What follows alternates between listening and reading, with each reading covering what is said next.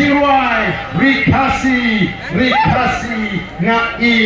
Yapa akan dikapor ke pemerintah hadirin kata ingin saya pertapa lang badi paro tibudan sediendu tibudan hangi paro akan dikabadan penek ini mobile di Jopi karena main yang kejinganti jadi patba akan dikapor ke pemerintah Rikasi ngai Yapa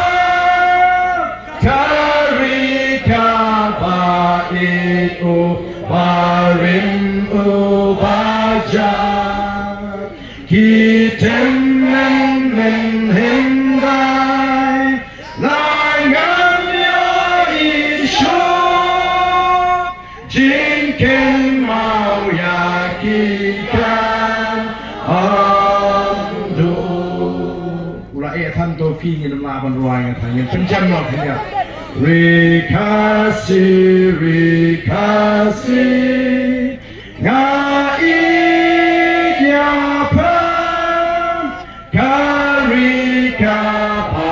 itu arim ubajaan kitem menghindai langan ya isu jingken mau yakikan amdu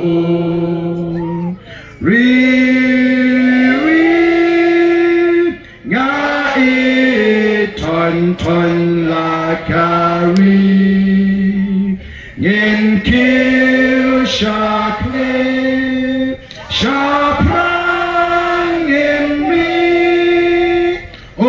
po liu jing sakin yadi kapor sinshar hausnam arbopra kanongkan